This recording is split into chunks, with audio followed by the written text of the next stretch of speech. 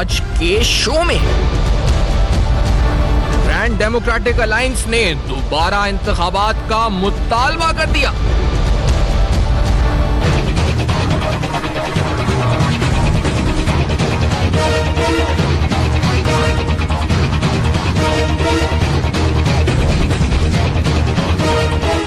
सिंध में धांधली के इल्जामात, अरबों रुपए खर्च किए जाने का इंकिशाफ। अस्सलाम वालेकुम। पस पर्दा हकायक सनसनीखेज इंकिशाफात प्रोग्राम बेनकाब में हूँ आपके साथ सैफान खान। धांधली का इस वक्त जो चर्चा है, अपोजिशन पार्टीज, एक ग्रैंड अपोजिशन अलायंस भी हम देख रहे हैं, और अगर पूरे मुल्क की बात करें तो ये शोर इस वक्त हमें नजर आया इस वक्त चारों अतराफ से। लेकिन स्पेसिफिकली स्पीकिंग कराची में तो हमने देखा, यानी पूरे सिंध की मजमूई बात भी करें और सिंध के सारे शहरों की बात भी करेंगे। कराची की बात करें पहले तो कराची में देखा जी कि एक सरप्राइज है, पाकिस्तान तहरीक इंसाफ जीत गई। हम एक्सपेक्टेशन रख रहे थे कि सिंध के दीगर शहरों में भी इस वक्त पाकिस्तान पीपल्स पार्टी की गवर्नेंस की बुनियाद के ऊपर शायद जिस चेंज की बात होती है जी, को चेंज आएगी गवर्नेंस की वजह से, लोग जो है इस वक्त जाएंगे, दूसरी तरफ जाएंगे, पॉलिटिक्स गवर्नेंस की बुनियाद पे वोट देंगे।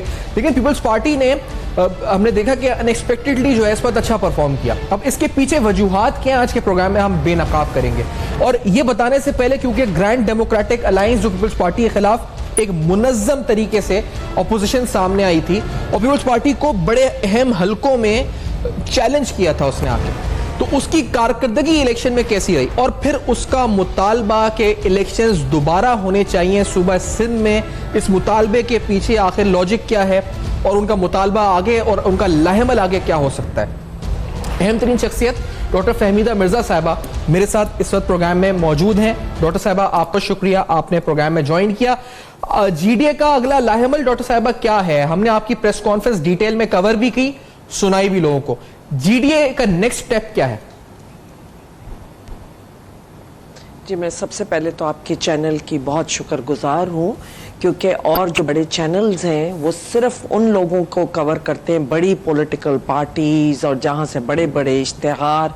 आप चौथे पिलर हैं इस मुल्क के। कॉन्स्टिट्यूशन के अगर 3 दूसरे इदारों की बात करता है तो चौथे पिलर आप हैं, और आप पे आज बहुत बड़ी जिम्मेदारी थी कि आप एक फेयर ऑनेस्ट ये इलेक्शन का ट्रांसपेरेंसी के लिए आपका एक बहुत बड़ा रोल था। बहरहाल उस मीडिया ने उस तरीके से नहीं दिखाया। मैंने बात की कि सिंध को राइट ऑफ कर दिया गया है, और वही चीज़ हमें सामने नज़र आई। मैं आपके चैनल की शुक्रगुजार हूँ कि आप कम से कम इंडिपेंडेंट लोगों को और छोटी पॉलिटिकल पार्टीज को भी कवर करते हैं, जो कि जमहूरियत के लिए बहुत ज़रूरी है। मैं एक छोटी सी चीज़ आपने हमारी बात की, मैं एक छोटी सी आपको बता दूं, क्योंकि आपको ये एजाज हासिल है कि आप 5 मरतबा जनरल सीट के ऊपर इलेक्ट हुई हैं। तो आप छोटी पार्टी या छोटी शख्सियत तो नहीं है जिनसे मैं बात कर रहा हूं, आप एक बहुत बड़ी शख्सियत हैं। खवातीन रुकने असेंबली होना और 5 बार इलेक्ट होना जनरल सीट के ऊपर, तो आई कांग्रेचुलेट यू, और ये तो बड़ी अचीवमेंट है, कोई छोटी पार्टी की बात ही नहीं है जी। डॉक्टर साहब, थैंक यू जी। नहीं, बड़े हमारे मुल्क की बदकिस्मती है कि फॉर्मर स्पीकर यहाँ पे कोई हो नहीं, दुनिया में उसकी बहुत अहमियत होती है। मैंने पर अपनी नहीं, मैं ये जीडीए के भी हवाले से बात कर रही थी, सिर्फ मेरी बात तो एक है। यकीनन मैं फर्स्ट जो लेड एक औरत होने के नाते पाकिस्तान की असेंबली, उसके अलावा मेरी जद्दोजहद किसी से छुपी हुई नहीं है। और जहाँ तक आपने अगला लाएमल की बात की, मैं क्योंकि जीडीए की कल मीटिंग हुई, उन्होंने इस इलेक्शन को रद्द किया है, इस रिजल्ट्स को रद्द किया है, और यही कहा गया है कि फ्रेश इलेक्शंस होने चाहिए, ट्रांसपेरेंट हो, क्योंकि कहीं से भी ये इलेक्शंस थे नहीं। और दूसरी चीज़ है कि अब एहतजाज शुरू हो रहे हैं, और जुमे को पहला एहतजाज है, और उसके बाद देखेंगे कि आहिस्ता आहिस्ता जिस तरह के होती रहेंगी मुख्तलिफ जीडीए की मीटिंग्स, और जो फैसले आएंगे तो वो मेजॉरिटी की बिना पे उस पर अमल होगा।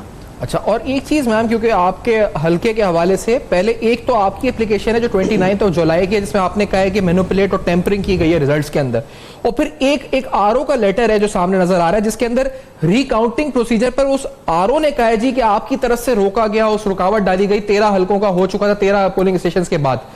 तो हकीकत एक वो लेटर आपका है और एक ये जो खाता है ये आरओ का जो इस वक्त है, ये क्या मामला है इस वक्त? इन दोनों में से हकीकत क्या है? देखिए, जी, यही चीज़ है जो ये दिखाती है कि कितने बाइस्ड हैं आरओ। उन्होंने ये कहा एहतजाज करके रोकने की, उनको वजूहात भी बतानी चाहिए थी, उन्हें तफसील देनी चाहिए थी कि मैं क्या कह रही थी। मैं अगर पहले बैक से टेम्परिंग का नज़र आना शुरू होता है या पॉइंट नज़र आती है चीज़ के सील टूटी हुई है, अगर मैं उसके लिए कहती हूँ, आप देख लीजिए कि रूल्स क्या कहते हैं। ऐसी बैग्स जिसमें उनको लगे कि वो है, उसमें उनको अलग रखना है, उसको सील अलग करना है, उस पर आरओ की साइन के साथ मेरी साइन ज़रूरी है, और क्लाइंट की या कैंडिडेट की या उनके एजेंट की। बहरहाल वो सब कुछ नहीं अडॉप्ट किया गया, और जो हम चाहते थे कि हर बैग के साथ जो तफसील है कि वो लिखी जाए। ठीक है, मेरे वोट एक बैग से निकल के दूसरे बैग में चले गए, और इस तरह की चीज़ें जो भी आ रही थी, उसके लिए ज़रूरी था कि मैं तो रिपोर्ट बनाने की बात कर रही थी अक्रॉस द बोर्ड, किसी और चीज़ की नहीं थी। 28 जिस दिन फर्स्ट डे हमने शुरू किया काउंटिंग, वो पूरा दिन गुजरा, उस दिन उन्होंने क्यों नहीं ख़त लिखा? अगर मेरी रेजिस्टेंस या मेरी वो होती तो उनको पहले दिन की रिपोर्ट में रात को लिख देना चाहिए था। 29 दूसरे दिन के दोपहर शाम में जाके वो एक रिपोर्ट भेज देते हैं, जो मुझे बिल्कुल समझ नहीं आई।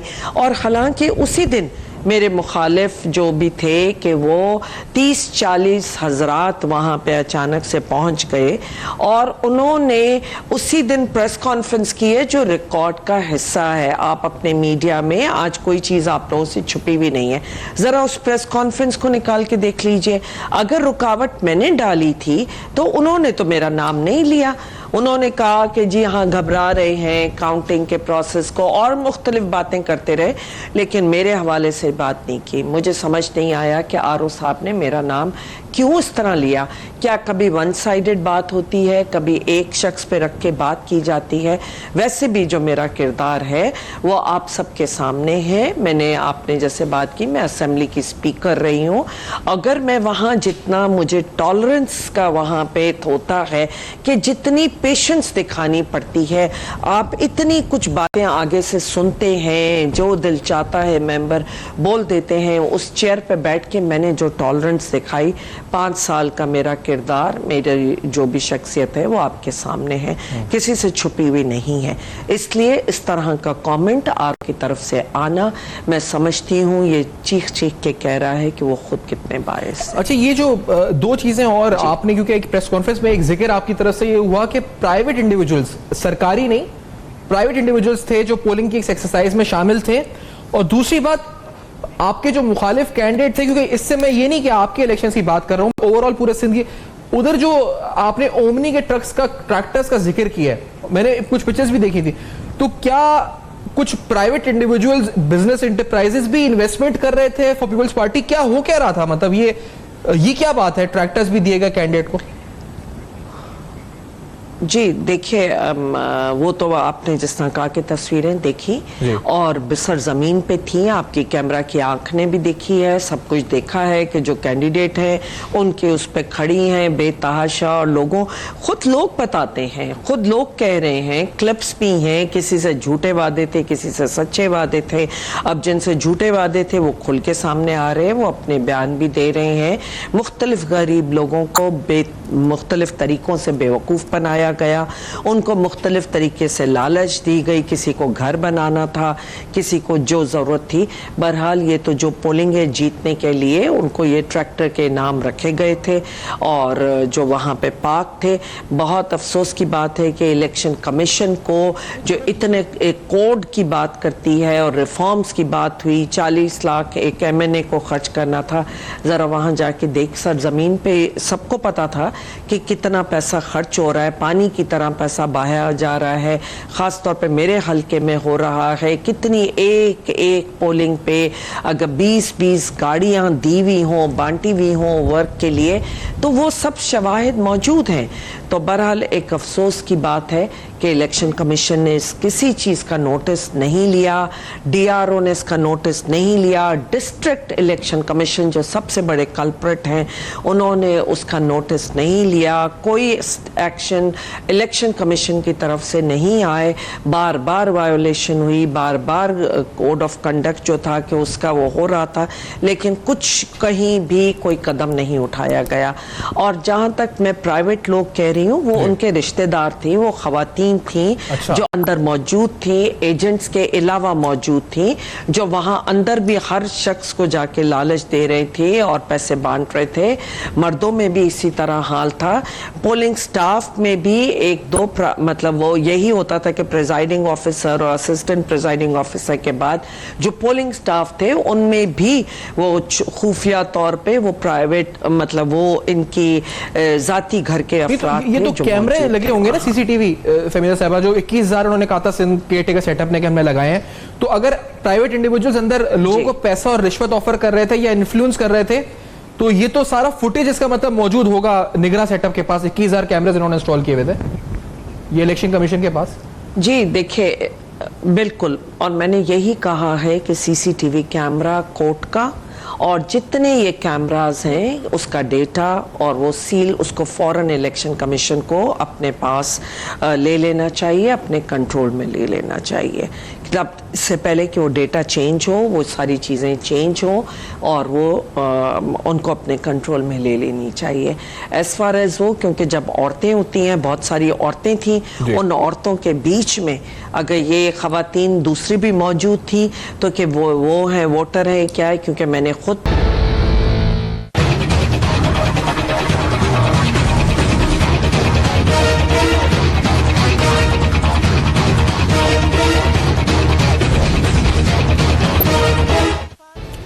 Welcome back. आप देख रहे हैं बेनकाब, जहां अहम तरीन सवालात इलेक्शंस के हवाले से उठा रहे हैं। जीडीए की तरफ से जो मुतालबा रद्द किया गया इलेक्शन को और साथ साथ री इलेक्शन की बात हो रही है, कितना अहम मुतालबा हो सकता है, सियासत पे इसके असरात क्या हो सकते हैं। लेकिन इससे पहले फमीदा साहबा, पीपल्स पार्टी भी धांधली का शोर मचा रही है। एक मैंने पिक्चर आपकी ये देखी, आपके पोलिंग स्टेशन में जो आपने दिखाई भी प्रेस कॉन्फ्रेंस में, पेपर्स जिन पर आपकी मोहर थी वो बाहर से आपको मिले, और यही कुछ कोरंगी में पीपल्स पार्टी कहती है कि हमारे तीर की मोहर या मुत्तहदा के पतंग की मोहर वाले बैलेट पेपर्स उनको बाहर मिले। तो इल्जाम तो दोनों का यकसा है, शहर मुख्तलिफ है। आप बदीन की बात कर रही हैं, ये कराची की बात कर रहे हैं, तो ये भी इल्जाम यही लगा रहे हैं। फमीदा साहबा, फर्क क्या है फिर?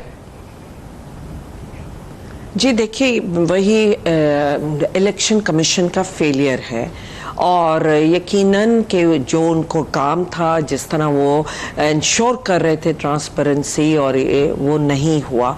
और उनके साथ जिनके साथ हुआ कराची में उन्होंने बात की, मेरे साथ तो मेरे मुकाबले में पीपल्स पार्टी के लोग थे और वो जितने मशीनरी थी वो पीपल्स पार्टी को सपोर्ट कर रही थी, उनकी हेल्प हो रही थी। तो वहाँ पे मेरे साथ इन्होंने किया है। ये मेरे बैलेट पेपर्स हैं जो कि हमें मिले हैं, आप देख सकते हैं, ये सितारे पे उनका स्टैंप है। अगर आप इसका क्लोज व्यू दिखाइए, ये पीछे ये पूरा स्टैंप हुआ है और ये सिग्नेचर है उनकी, प्रिजाइडिंग ऑफिसर्स की, और ये मेरे वोट है कि जो हमें बाहर से मिले। सही बेतहाशा थे, कुछ जला दिए गए हैं, सिर्फ वहाँ पे एशेज हैं। ये मेरे बेटे के हल्के का है और इसमें भी अगर आप देखिए कि ये स्टार पे स्टैंप है और ये पीछे इसका स्टैंप और वो है। तो हर किस्म की रिगिंग की गई है, और फ्रॉम पोलिंग स्टेशन से लेके प्रिजाइडिंग ऑफिसर्स से लेके हर चीज़ में जो डिस्ट्रिक्ट इलेक्शन कमिश्नर थे, जिन्होंने लोकल बॉडीज़ में भी यही काम किए थे, आज ये यहाँ पे इन्होंने जनरल इलेक्शन में ये काम किया। ये कौम के मुजरिम हैं, इनको किसी सूरत जो है कि नहीं छोड़ना चाहिए और इनको सख्त से सख्त सजाएं मिलनी चाहिए। कि इस तरह आवाम के मैंडेट इन्होंने चोरी किए हैं। ये मैं ये भी दिखाती चलूँ, ये फॉर्म 45 है जो डिफरेंट है। एक ये डिफरेंट है जो ये जहाँ पे हाथ से लिखा हुआ है, और 245 या 225 के करीब ये मेरे वोट हैं।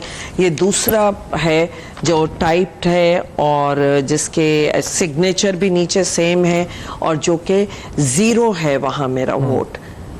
अच्छा, जब आप ये कहती हैं कि पीपल्स पार्टी का पूरा सेटअप था डॉक्टर साहबा, और यानी तमाम जो स्ट्रक्चर था वो उनका था, तो एक सवाल ये मैंने आपकी बात में सुना था, आपने कहा कि आपके जो कैंडिडेट अपोजिंग थे उनका नाम चांडियो था, यानी जो उनकी जात चांडियो बरादरी से उनका ताल्लुक था। तो आपने कहा था कि वो जो वहां जो दीगर अफसरान तैनात हुए वो सब भी चांडियो थे, प्रिजाइडिंग ऑफिसर। ये इंसिडेंटली था या बाय डिजाइन था? ये मतलब आपने ये रेज किया था पॉइंट, अगर मैंने सही सुना है तो? जी, टोटली बाय डिजाइन। अच्छा। कैंडिडेट चांडियो थे और वहाँ के आरओ भी चांडियो थे। अच्छा। और मैंने उनके लिए वक्त से पहले, इलेक्शन होने से पहले मैंने ऑब्जेक्शंस रेज की थी, क्योंकि उनका जिस वक्त हमारे नॉमिनेशन फॉर्म्स जमा हुए, जो मैंने उनकी बॉडी लैंग्वेज देखी, जो मैंने उनका तरीक़ेकार देखा, तो मैंने उस वक्त ही ऑब्जेक्शंस उठाए। मैंने डीआरओ के पास भी उठाए ऑब्जेक्शंस, लेकिन डीआरओ साहब ने मुझे अश्योर किया कि ऐसी बात नहीं है। दूसरे भी जो आरओस थे उन पे भी हमने उठाए थे, क्योंकि वो एक क्लियर कट बायस्टिक के एक फोर्ज्ड मैट्रिक सर्टिफिकेट है, डिग्रियां हैं, जिसको बाद में सुप्रीम कोर्ट ने एक का तो दिया उन्होंने। तो क्या वजह थी कि वहां पे आरओस सब जानते थे, उसके बावजूद उन्हें इलेक्शन करने की अलाउ किया गया, और हमारे फॉर्म्स पे डिले करना, टाइम एक वेस्ट करना, ये सब कुछ हुआ। बहरहाल क्योंकि वो खुद चांडियो थे और यहाँ ये भी थे, और मैं शायद वैसे वो ना करती उन पे, लेकिन जो उन्होंने डे 1 से अपना रवैया रखा वो बड़ा ऑब्वियस था। और जो उन्होंने प्रिजाइडिंग ऑफिसर्स की लिस्ट नहीं इशू की, लास्ट डे तक ये मस्ट है कि आप प्रिजाइडिंग ऑफिसर की लिस्ट डिस्प्ले करना, ताकि हमारे ऑब्जेक्शन उनके ऑब्जेक्शंस कोई हो तो हम दोनों, मैं उनके लिए भी कहती हूँ, तो वो हम रेज करें और वो चेंज हो। बल्कि एक अभी काउंटिंग के दौरान मेरे मुखालफों ने वहाँ पे खुल्लम, मैंने आरओ साहब को उसी वक्त पॉइंट आउट किया, ये बताया कि जी वो कोई शिकायत कर रहे थे, तो मेरे ओपोनेंट, तो उन्होंने ये कहा कि डीआरओ को उन्होंने बताया, उनकी मीटिंग हुई डीआरओ साहब से, और डीआरओ को उन्होंने बताया, प्रिजाइडिंग ऑफिसर्स उन्होंने आपस में डिस्कस किए। तो निहायत एक अफसोस की बात है कि मुझे हर चीज़ के लिए जवाब ना में था, नेगेटिव में था, किसी चीज। आज के शो में ग्रैंड डेमोक्रेटिक अलायंस ने दोबारा इंतखाबात का मुतालबा कर दिया।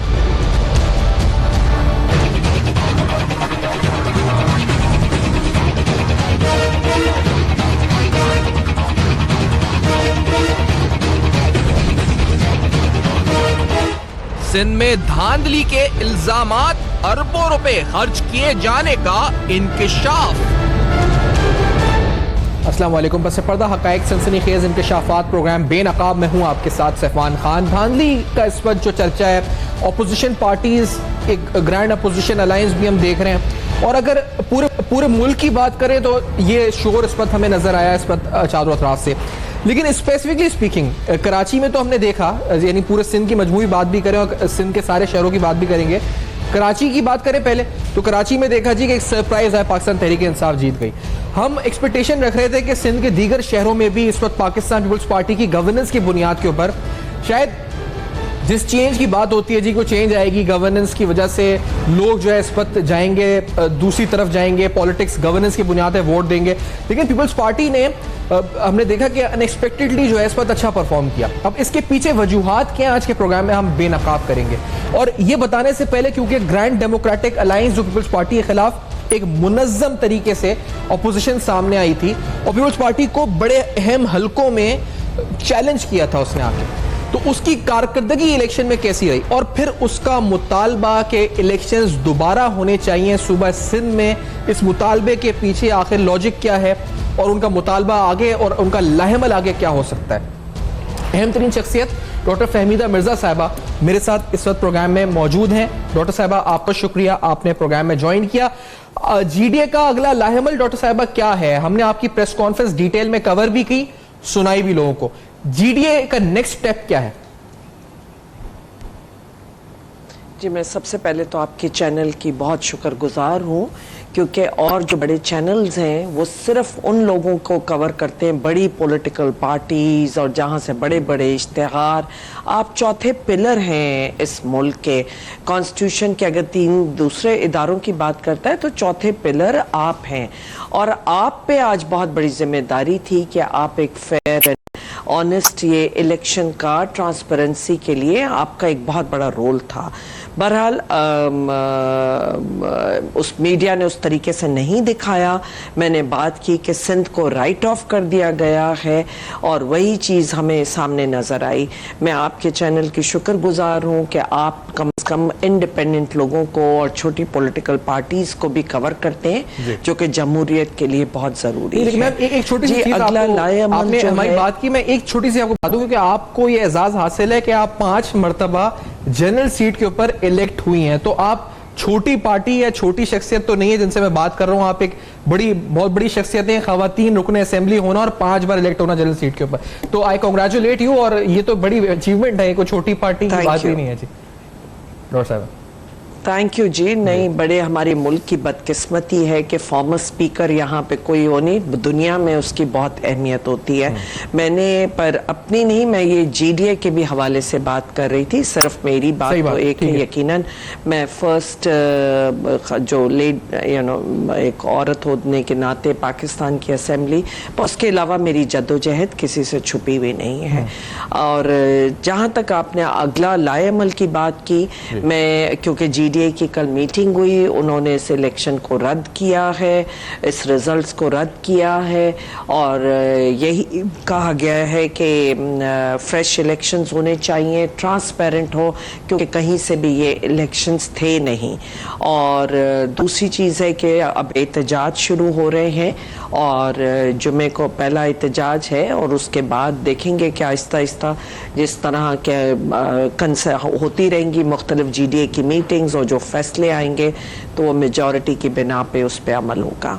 अच्छा, और एक चीज मैम, क्योंकि आपके हल्के के हवाले से पहले एक तो आपकी एप्लीकेशन है जो 29 जुलाई की है, जिसमें आपने कहा है कि मैनिपुलेट और टेम्परिंग की गई है रिजल्ट्स के अंदर, और फिर एक आरओ का लेटर है जो सामने नजर आ रहा है, जिसके अंदर रिकाउंटिंग प्रोसीजर पर उस आरओ ने कहा है जी कि आपकी तरफ से रोका गया, उस रुकावट डाली गई, 13 हल्कों का हो चुका था 13 पोलिंग स्टेशन के बाद। तो हकीकत एक वो लेटर आपका है, और एक ये जो खत है ये आरओ का जो इस वक्त है, ये क्या मामला है इस वक्त? इन दोनों में से हकीकत क्या है? देखिए यही चीज़ है जो ये दिखाती है कि कितने बाइस्ड हैं आरओ। उन्होंने ये कहा एहतजाज करके रोकने की, उनको वजूहात भी बतानी चाहिए थी, उन्हें तफसील देनी चाहिए थी कि मैं क्या कह रही थी। मैं अगर पहले बैक से टेम्परिंग का नज़र आना शुरू होता है, या पॉइंट नज़र आती है चीज़ के सील टूटी हुई है, अगर मैं उसके लिए कहती हूँ, आप देख लीजिए कि रूल्स क्या कहते हैं। ऐसी बैग्स जिसमें उनको लगे कि वो है, उसमें उनको अलग रखना है, उसको सील अलग करना है, उस पर आरओ की साइन के साथ मेरी साइन ज़रूरी है, और क्लाइंट की या कैंडिडेट की या उनके एजेंट की। बहरहाल वो सब कुछ नहीं अडॉप्ट किया गया, और जो हम चाहते थे कि हर बैग के साथ जो तफसील है कि वो लिखी जाए। ठीक है, मेरे वोट एक बैग से निकल के दूसरे बैग में चले गए, और इस तरह की चीज़ें जो भी आ रही थी, उसके लिए ज़रूरी था कि मैं तो रिपोर्ट बनाने की बात कर रही थी अक्रॉस द बोर्ड, किसी और चीज़ की नहीं थी। 28 जिस दिन फर्स्ट डे हमने शुरू किया काउंटिंग, वो पूरा दिन गुजरा, उस दिन उन्होंने क्यों नहीं ख़त लिखा? अगर मेरी रेजिस्टेंस या मेरी वो होती तो उनको पहले दिन की रिपोर्ट में रात को लिख देना चाहिए था। 29 दूसरे दिन की दोपहर शाम में जाके वो एक रिपोर्ट भेज देते हैं, जो मुझे बिल्कुल समझ नहीं आई। और हालांकि उसी दिन मेरे मुखालिफ जो भी थे कि वो 30-40 हजरात वहाँ पे अचानक से पहुँच गए, और उन्होंने उसी दिन प्रेस कॉन्फ्रेंस की है जो रिकॉर्ड का हिस्सा है। आप अपने मीडिया में आज कोई चीज़ आप लोगों से छुपी हुई नहीं है, ज़रा उस प्रेस कॉन्फ्रेंस को निकाल के देख लीजिए। अगर रुकावट मैंने डाली थी तो उन्होंने तो मेरा नाम नहीं लिया, उन्होंने कहा कि जी हाँ घबरा रहे हैं काउंटिंग के प्रोसेस को, और मुख्तलिफ बातें करते रहे, लेकिन मेरे हवाले से बात नहीं की। मुझे समझ नहीं आया कि आरओ साहब ने मेरा नाम क्यों इस तरह लिया? क्या कभी वन साइडेड बात होती है, कभी एक शख्स पे रख के बात की जाती है? वैसे भी जो मेरा किरदार है वो आप सबके सामने है। मैंने आपने जैसे बात की, मैं असेंबली की स्पीकर रही हूँ। अगर मैं वहाँ जितना मुझे टॉलरेंस का वहाँ पे होता है कि जितनी पेशेंस दिखानी पड़ती है, आप इतनी कुछ बातें आगे से सुनते हैं, जो दिल चाहता है मेंबर बोल देते हैं। उस चेयर पे बैठ के मैंने जो टॉलरेंस दिखाई, 5 साल का मेरा किरदार, मेरी जो भी शख्सियत है वो आपके सामने है, किसी से छुपी हुई नहीं है।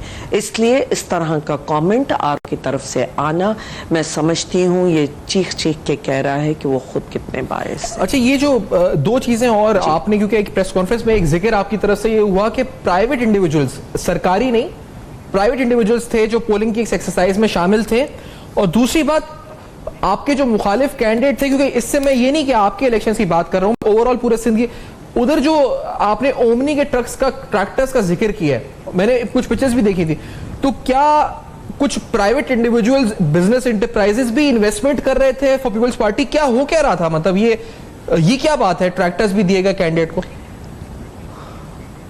जी देखिए, वो तो आपने जिस तरह कहा कि तस्वीरें देखी और सरजमीन पे थी, आपकी कैमरा की आंख ने भी देखी है, सब कुछ देखा है कि जो कैंडिडेट हैं उनके उस पे खड़ी हैं बेतहाशा, और खुद लोग बताते हैं, खुद लोग कह रहे हैं, क्लिप्स भी हैं, किसी से झूठे वादे थे, किसी से सच्चे वादे थे। अब जिनसे झूठे वादे थे वो खुल के सामने आ रहे हैं, वो अपने बयान भी दे रहे हैं। मुख्तलिफ गरीब लोगों को मुख्तलिफ तरीकों से बेवकूफ़ बनाया गया, उनको मुख्तलिफ तरीके से लालच दी गई, किसी को घर बनाना था, किसी को जो ज़रूरत थी। बहरहाल ये तो जो पोलिंग है जीतने के लिए उनको ये ट्रैक्टर के नाम रखे गए थे और जो वहाँ पे पार्क थे। बहुत अफसोस की बात है कि इलेक्शन कमीशन को जो इतने एक कोड की बात करती है और रिफॉर्म्स की बात हुई, 40 लाख एक MNA को खर्च करना था। ज़रा वहाँ जाके देख, सर ज़मीन पे सबको पता था कि कितना पैसा खर्च हो रहा है, पानी की तरह पैसा बहाया जा रहा है। ख़ास तौर पे मेरे हलके में हो रहा है, कितनी एक एक पोलिंग पे अगर 20-20 गाड़ियाँ दी हुई हों, बांटी हुई हों वर्क के लिए, तो वो सब शवाहिद मौजूद हैं। तो बहरहाल एक अफसोस की बात है कि इलेक्शन कमीशन ने किसी चीज़ का नोटिस नहीं लिया, DRO ने इसका नोटिस नहीं लिया, डिस्ट्रिक्ट इलेक्शन कमीशन जो सबसे बड़े कल्प्रिट हैं उन्होंने उसका नोटिस नहीं लिया। कोई एक्शन इलेक्शन कमीशन की तरफ से नहीं आए, बार बार वायोलेशन हुई, बार बार कोड ऑफ कंडक्ट जो था कि उसका वो हो रहा था, लेकिन कुछ कहीं भी कोई कदम नहीं उठाया गया। और जहाँ तक मैं प्राइवेट लोग कह रही हूँ, वो उनके रिश्तेदार थे, वो खवातीन थी जो अंदर मौजूद थी, एजेंट्स के अलावा मौजूद थी, जो वहाँ अंदर भी हर शख्स को जाके लालच दे रहे थे और पैसे बांट रहे थे। मर्दों में भी इसी तरह हाल था। पोलिंग स्टाफ में भी एक दो मतलब वो यही होता था कि प्रिजाइडिंग ऑफिसर और असिस्टेंट प्रिजाइडिंग ऑफिसर के बाद जो पोलिंग स्टाफ थे उनमें भी वो खुफिया तौर पे वो प्राइवेट मतलब वो इनकी जाती घर के अफराद ये तो कैमरे लगे होंगे ना, CCTV फमीदा साहबा, जो 21,000 उन्होंने कहा था सिंध केयरटेकर सेटअप ने कि हमने लगाए हैं। तो अगर प्राइवेट इंडिविजुअल्स अंदर लोगों को पैसा और रिश्वत ऑफर कर रहे थे या इन्फ्लुएंस कर रहे थे, तो ये तो सारा फुटेज इसका मतलब मौजूद होगा निगरान सेटअप के पास। 21,000 कैमरे इन्होंने इंस्टॉल किए हुए थे ये इलेक्शन कमीशन के पास। जी देखिए, बिल्कुल, और मैंने यही कहा है कि CCTV कैमरा कोर्ट का और जितने ये कैमरास हैं उसका डेटा और वो सील उसको फौरन इलेक्शन कमीशन को अपने पास ले लेना चाहिए, अपने कंट्रोल में ले लेना चाहिए। तब इससे पहले कि वो डेटा चेंज हो, वो सारी चीज़ें चेंज हो और वो उनको अपने कंट्रोल में ले लेनी चाहिए।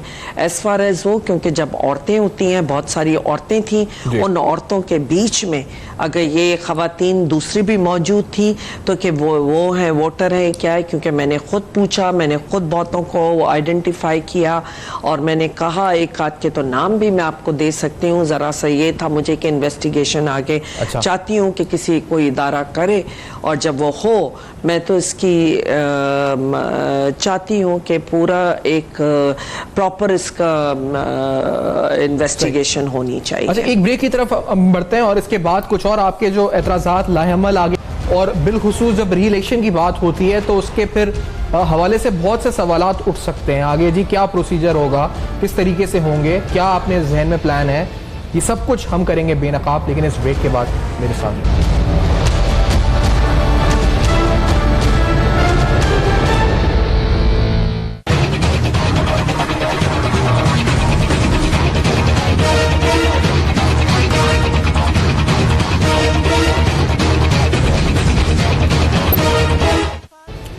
Welcome back. आप देख रहे हैं बेनकाब, जहां अहम तरीन सवालात इलेक्शंस के हवाले से उठा रहे हैं। जीडीए की तरफ से जो मुतालबा रद्द किया गया इलेक्शन को और साथ साथ री इलेक्शन की बात हो रही है, कितना अहम मुतालबा हो सकता है, सियासत पे इसके असरात क्या हो सकते हैं।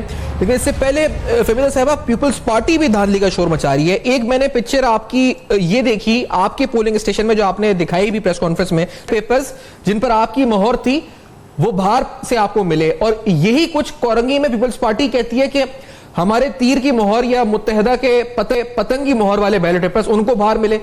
तो इल्जाम तो दोनों का यकसा है, शहर मुख्तलिफ है। आप बदीन की बात कर रही हैं, ये कराची की बात कर रहे हैं, तो ये भी इल्जाम यही लगा रहे हैं। फहमीदा साहबा, फर्क क्या है फिर? जी देखिए, वही इलेक्शन कमीशन का फेलियर है, और यकीनन कि जो उनको काम था, जिस तरह वो इंश्योर कर रहे थे ट्रांसपेरेंसी, और वो नहीं हुआ। और उनके साथ जिनके साथ हुआ कराची में, उन्होंने बात की। मेरे साथ तो मेरे मुकाबले में पीपल्स पार्टी के लोग थे, और वो जितने मशीनरी थी वो पीपल्स पार्टी को सपोर्ट कर रही थी, उनकी हेल्प हो रही थी। तो वहाँ पे मेरे साथ इन्होंने किया है। ये मेरे बैलेट पेपर्स हैं जो कि हमें मिले हैं। आप देख सकते हैं, ये सितारे पे उनका स्टैंप है। अगर आप इसका क्लोज व्यू दिखाइए, ये पीछे ये पूरा स्टैंप हुआ है, और ये सिग्नेचर है उनकी, प्रिजाइडिंग ऑफिसर्स की। और ये मेरे वोट है कि जो हमें बाहर से मिले। सही बेतहाशा थे, कुछ जला दिए गए हैं, सिर्फ वहाँ पे एशेज हैं। ये मेरे बेटे के हल्के का है, और इसमें भी अगर आप देखिए कि ये स्टार पे स्टैंप है, और ये पीछे इसका स्टैंप और वो है। तो हर किस्म की रिगिंग की गई है, और फ्रॉम पोलिंग स्टेशन से लेके प्रिजाइडिंग ऑफिसर्स से लेके हर चीज़ में जो डिस्ट्रिक्ट इलेक्शन कमिश्नर थे, जिन्होंने लोकल बॉडीज़ में भी यही काम किए थे, आज ये यहाँ पे इन्होंने जनरल इलेक्शन में ये काम किया। ये कौम के मुजरिम हैं, इनको किसी सूरत जो है कि नहीं छोड़ना चाहिए, और इनको सख्त से सख्त सजाएं मिलनी चाहिए। अच्छा, कि इस तरह आवाम के मैंडेट इन्होंने चोरी किए हैं। ये मैं ये भी दिखाती चलूं, ये फॉर्म 45 है जो डिफरेंट है। एक ये डिफरेंट है जो ये जहाँ पे हाथ से लिखा हुआ है, और 245 या 225 के करीब ये मेरे वोट हैं। ये दूसरा है जो टाइप्ड है, और जिसके सिग्नेचर भी नीचे सेम है, और जो कि 0 है वहाँ मेरा वोट। अच्छा, जब आप ये कहती हैं कि पीपल्स पार्टी का पूरा सेटअप था डॉक्टर साहबा, और यानी तमाम जो स्ट्रक्चर था वो उनका था, तो एक सवाल ये मैंने आपकी बात में सुना था, आपने कहा कि आपके जो कैंडिडेट अपोजिंग थे उनका नाम चांडियो था, यानी जो उनकी जात चांडियो बरादरी से उनका ताल्लुक था। तो आपने कहा था कि वो जो वहां जो दीगर अफसरान तैनात हुए वो सब भी चांडियो थे, presiding officer.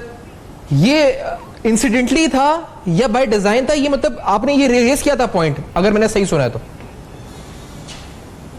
Ji, totally by design. अच्छा, कैंडिडेट चांडियो थे, और वहाँ के आरओ भी चांडियो थे। अच्छा। और मैंने उनके लिए वक्त से पहले, इलेक्शन होने से पहले मैंने ऑब्जेक्शंस रेज की थी, क्योंकि उनका जिस वक्त हमारे नॉमिनेशन फॉर्म्स जमा हुए, जो मैंने उनकी बॉडी लैंग्वेज देखी, जो मैंने उनका तरीक़ेकार देखा, तो मैंने उस वक्त ही ऑब्जेक्शंस उठाए। मैंने डीआरओ के पास भी उठाए ऑब्जेक्शंस, लेकिन डीआरओ साहब ने मुझे अश्योर किया कि ऐसी बात नहीं है। दूसरे भी जो आरोप थे उन पे भी हमने उठाए थे, क्योंकि वो एक क्लियर कट बायस्टिक के एक फोर्ज्ड मैट्रिक सर्टिफिकेट है, डिग्रियां हैं, जिसको बाद में सुप्रीम कोर्ट ने एक का तो दिया उन्होंने। तो क्या वजह थी कि वहां पे आरोप सब जानते थे, उसके बावजूद उन्हें इलेक्शन करने की अलाउ किया गया, और हमारे फॉर्म्स पे डिले करना, टाइम एक वेस्ट करना, ये सब कुछ हुआ। बहरहाल एक क्योंकि वो खुद चांडियो थे और यहाँ ये भी थे, और मैं शायद वैसे वो ना करती उन पे, लेकिन जो उन्होंने डे वन से अपना रवैया रखा वो बड़ा ऑब्वियस था। और जो उन्होंने प्रिजाइडिंग ऑफिसर्स की लिस्ट नहीं इशू की, लास्ट डे तक ये मस्ट है कि आप प्रिजाइडिंग ऑफिसर की लिस्ट डिस्प्ले करना, ताकि हमारे ऑब्जेक्शन उनके ऑब्जेक्शंस कोई हो तो हम दोनों, मैं उनके लिए भी कहती हूँ, तो वो हम रेज करें और वो चेंज हो। बल्कि एक अभी काउंटिंग के दौरान मेरे मुखालफों ने वहाँ पे खुल्लम, मैंने आरओ साहब को उसी वक्त पॉइंट आउट किया, ये बताया कि जी वो कोई शिकायत कर रहे थे, तो मेरे ओपोनेंट, तो उन्होंने ये कहा कि डीआरओ को उन्होंने बताया, उनकी मीटिंग हुई डीआरओ साहब से, और डीआरओ को उन्होंने बताया, प्रिजाइडिंग ऑफिसर्स उन्होंने आपस में डिस्कस किए। तो निहायत एक अफसोस की बात है कि मुझे हर चीज़ के लिए जवाब ना में था, नेगेटिव में था।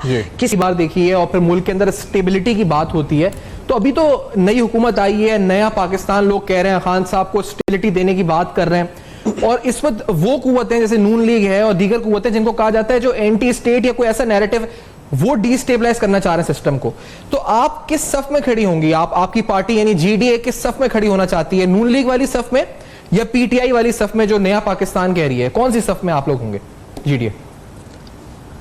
देखिए, वो यकीनन एक जीडीए के लेवल पे फैसला होगा, लेकिन मैं यही कहती हूँ कि शख्सियात नहीं, इदारों की बातें होती हैं। अकाउंटेबिलिटी भी मस्ट है, अकाउंटेबिलिटी होनी चाहिए, अक्रॉस द बोर्ड होनी चाहिए, फेयर होनी चाहिए।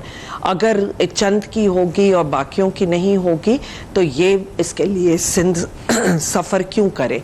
तो मेरा ये ख्याल है कि अगर हम चाहते हैं कि मुल्क में हम एक स्मूथ वो हो, यकीनन कि जीडीए की भी कोशिश यही होगी कि किसी तरह कोई ऐसी चीज़ ना हो कि जिससे जमहूरियत को भी नुकसान पहुँचे, जिससे कि मुल्क डिस्टेबलाइज हो, लेकिन ये कि शख्सियात पे आप लोग मुल्कों को या इदारों को कुर्बान न कीजिए। एक फेयरनेस नज़र आनी चाहिए और अक्रॉस द बोर्ड अकाउंटेबिलिटी हो। तो हुकूमत के साथ आप होंगी, लेकिन मैं ब्रेक का मुझे कहा जा रहा है, तो I last this after the short break. एक ब्रेक के बाद तो जीडीए के हवाले से लाहेअमल क्या है, पीटीआई पीएमएलएन क्या इस वक्त होगा आगे, ऑपोजिशन या गवर्नमेंट में जीडीए, और सिंध का सियासी मुस्तकबिल, इस ब्रेक के बाद करेंगे। बेनकाब मेरे साथ है। बार देखिए, और फिर मुल्क के अंदर स्टेबिलिटी की बात होती है, तो अभी तो नई हुकूमत आई है, नया पाकिस्तान लोग कह रहे हैं, खान साहब को स्टेबिलिटी देने की बात कर रहे हैं, और इस वक्त वो कुव्वतें जैसे नून लीग है और दीगर कुव्वतें जिनको कहा जाता है जो एंटी स्टेट या कोई ऐसा नैरेटिव, वो डिस्टेबलाइज करना चाह रहे हैं सिस्टम को, तो आप किस सफ में खड़ी होंगी? आपकी पार्टी यानी जीडीए किस सफ में खड़ी होना चाहती है, नून लीग वाली सफ में या पीटीआई वाली सफ में जो नया पाकिस्तान कह रही है? कौन सी सफ में आप लोग होंगे जीडीए? देखिए, वो यकीनन एक जीडीए के लेवल पे फैसला होगा, लेकिन मैं यही कहती हूँ कि शख्सियात नहीं, इदारों की बातें होती हैं। अकाउंटेबिलिटी भी मस्ट है, अकाउंटेबिलिटी होनी चाहिए, अक्रॉस द बोर्ड होनी चाहिए, फेयर होनी चाहिए। अगर चंद की होगी और बाकियों की नहीं होगी तो ये इसके लिए सिंध सफ़र क्यों करे? तो मेरा ये ख्याल है कि अगर हम चाहते हैं कि मुल्क में हम एक स्मूथ वो हो, यकीनन कि जीडीए की भी कोशिश यही होगी कि किसी तरह कोई ऐसी चीज़ ना हो कि जिससे जमहूरियत को भी नुकसान पहुँचे, जिससे कि मुल्क डिस्टेबलाइज हो, लेकिन ये कि शख्सियात पे आप लोग मुल्कों को या इदारों को कुर्बान न कीजिए। एक फेयरनेस नज़र आनी चाहिए और अक्रॉस द बोर्ड अकाउंटेबिलिटी हो। तो हुकूमत के साथ आप होंगी, लेकिन मैं ब्रेक का मुझे कहा जा रहा है, तो I last this after the short break. एक ब्रेक के बाद तो जीडीए के हवाले से लाहेअमल क्या है, पीटीआई पीएमएलएन क्या इस वक्त होगा आगे, ऑपोजिशन या गवर्नमेंट में जीडीए, और सिंध का सियासी मुस्तकबिल, इस ब्रेक के बाद करेंगे। बेनकाब मेरे साथ है।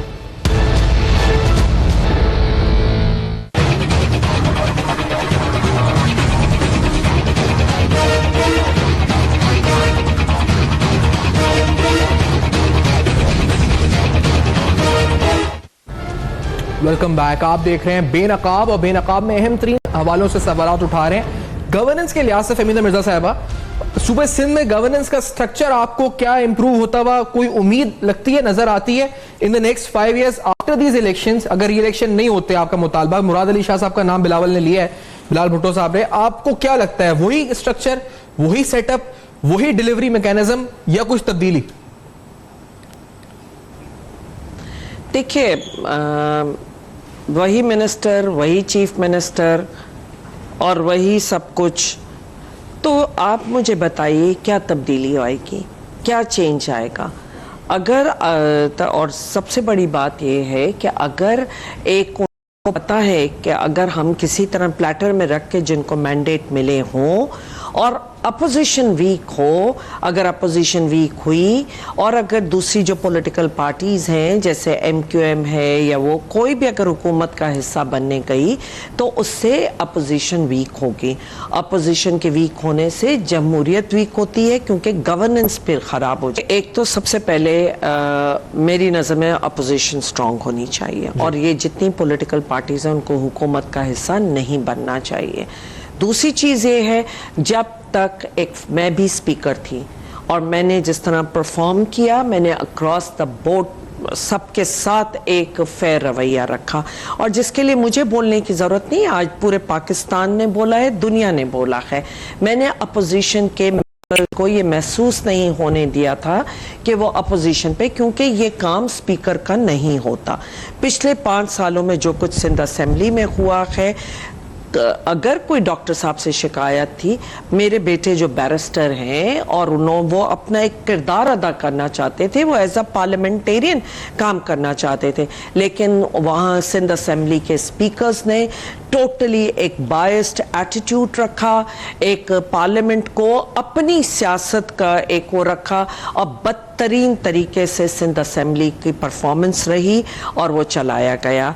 मैं दूसरे सूबों की नहीं क्योंकि मैंने देखा, लेकिन यहाँ पे ना वो इम्पार्शियलिटी थी स्पीकर्स की, ना वो न्यूट्रलिटी। अगर आप हर चीज़ पे देखें कि वो अपोजिशन को कैसे ट्रीट करते थे या जिन शख्सियात से कोई नाराज़गियाँ थी तो उनको कैसे ट्रीट करते थे। बहरहाल जिस तरह का सलूक उन्होंने मेरे बेटे से किया, बैरिस्टर हसनैन से किया, मैं समझती हूँ ये बहुत ही अनफेयर था। ना उन्हें फंड्स दिए गए। अगर आप अपोजिशन को भी फंड दे रहे थे तो फिर आपका काम था कि आप उन्हें भी फंड्स देते। आपकी ज़ातियात में नहीं जाना चाहिए था। जब आप ऊंचे ओहदों पे बैठते हैं तो वो सोच भी ऊंची रखनी पड़ती है। आप अपने पर्सनल उन पे नहीं आते हैं तो यकीनन एक ज़्यादती हुई। आज भी अगर गवर्नेंस में चाहे आपकी अपोजिशन छोटी हो या बड़ी हो, उनको ज़्यादा मौके अपोजिशन को देने चाहिए, उनको ज़्यादा दिल बड़ा करना चाहिए, टॉलरेंस लानी चाहिए और अपोजिशन को फुली अकोमोडेट करना चाहिए ताकि वो डिलीवर करें और आप फिर ग्राउंड पर डिलीवर करें। क्योंकि अगर आप अपोजिशन को गैग करेंगे तो आपकी अपनी परफॉर्मेंस तो ख़त्म हो जाएगी। इसलिए मैं समझती हूँ और तभी मैं उम्मीद कर सकती हूँ जब स्पीकर फेयर होंगे, इम्पार्शियल होंगे, जब हुकूमतें अपने जो पोजीशंस रखते हैं उसमें अपनी ज़ातियात और उससे ऊपर होकर ज़्यादा टॉलरेंस दिखाते हुए और एक अवाम के इश्यूज़ को फोकस करेंगे। और एक ये जो चमचागिरी कल्चर है, अपॉर्चुनिस्ट का कल्चर है कि जो भी आपके लीडर की चमचागिरी करेगा तो उसको ओहदा दे दें, मिनिस्टर दे दें। मेरा ख्याल है कि ये सब चीज़ें जब तक ख़त्म नहीं होंगी आप फेयर तरीके से डिलीवर कर ही नहीं सकते। अच्छा, एक चीज़, क्योंकि मैंने पानी का जिक्र किया था, अगर आप उस पर बात करना चाहें तो फिर आगे कुछ अकाउंटेबिलिटी की तरफ आऊं आप, क्योंकि हमने बड़े वादे सुने हैं इस दफा और बड़ा अहम और संगीन मसला है ये पानी का, और ये इसका मतलब देखिए वादे तो ये वादे होंगे वफा? देखिए वादे तो हमेशा किए जाते हैं, वादे तो आप ये चीज़ बेचते हैं। देखिए लीडरशिप जो होती है वो नेक्स्ट इलेक्शन के लिए नहीं होती है, लीडरशिप फॉर नेक्स्ट जनरेशन होती है। क्या इन्होंने लीडरशिप जो भी दिखाया, आखिरी साल में इनको होश आया है, आँख खुली है कि छोटे मोटे जो काम किए वो भी सिर्फ एक पॉलिटिकल गिमिक्स थी और उन्होंने ये वोट लेने के लिए, ये इलेक्शन के चक्कर में एक, मैंने कहा ना, ये लीडरशिप थी सिर्फ एक इलेक्शन का, इलेक्शन के ड्यूरिंग तो उन्होंने स्कीमें भी बांट रहे थे, पानी की भी बातें कर रहे थे, रास्ते भी बना के दे रहे थे, ट्रांसफर टोटल इलेक्शन कमीशन के रूल्स की वायोलेशन में। पर अब जो वादे किए जा रहे हैं, डिसैलिनेशन प्लांट हो, मेरा ख्याल है कि जिस तरह अगर कराची के लिए सोच रहे हैं, जो कि सोचना चाहिए है, लेकिन उसी तरह और जो रूरल और लोअर राइपेरियन सिंध है, बदीन तबाह हो गया है। उसके लिए मैं सुनना चाहती हूँ कि ये क्या करेंगे। ये जो ठट्ठे की तो आप ज़मीनें तो ले रहे हैं, लेकिन ये कि अवाम के लिए क्या हो रहा है, इस सब की तरफ जो है कि मैं देखना चाहती हूँ कि ये अवाम को क्या रिलीफ देंगे। खाली झूठे वादे अब नहीं चल सकते। कराची का आपने जिक्र किया तो ये बड़ा इंपॉर्टेंट है कि लियारी में जो शिकस्त है पीपल्स पार्टी की, इस पे तज्जिए तबसरे कहते हैं कि, और पीपल्स पार्टी के भी कुछ हल्के के, क्योंकि वहां की कच्ची कम्युनिटी स्पेसिफिकली वो नाराज थी पीपल्स पार्टी से, नाला थी, और उसकी वजह ये थी कि पीपल्स अमन कमेटी को जुल्फिकार मिर्जा साहब के दौर में सपोर्ट मिली पीपल्स पार्टी से एज होम मिनिस्टर, और उसका बदला आज बैलेट पेपर की सूरत में, वोट की सूरत में वहां की कम्युनिटी ने लिया पीपल्स पार्टी से। The reason is Zulfikar Mirza. तो do you agree with this analysis Amina साहबा? देखिए, पहली बात तो ये है कि अमन कमेटी पहले से बनी हुई थी। अगर उन पे वो जिम्मेदारी रखी गई कि टू लुक आफ्टर देम, तो वो यकीनन लीडरशिप की तरफ से आई थी। और क्या अगर डॉक्टर जुल्फिकार के जाने के बाद क्या वो ख़त्म हो गया? वो तो उन्हीं पे रहे, उन्हीं के एमएनए थे, उन्हीं के एमपीए थे अमन कमेटी के, जो इन्हीं ने ओन भी किया, इन्होंने उसको लेके भी चले, टिकट भी इन्होंने दिए उनकी मर्जी से। डॉक्टर साहब तो कब से, बहुत पहले सीन से हट गए थे, 2011 में हट गए थे। 2013 में जो इन्होंने टिकट्स बांटे और वो किए, वो तो अमन कमेटी के लोगों को दिए। किसके कहने पे दिए, मैं उस बातों में नहीं ज्यादा जाना चाहती हूँ। ये जो छोटे लेवल के लोग ये बातें करते रहते हैं, हकीकतें सबको पता है, दुनिया हकीकत जानती है।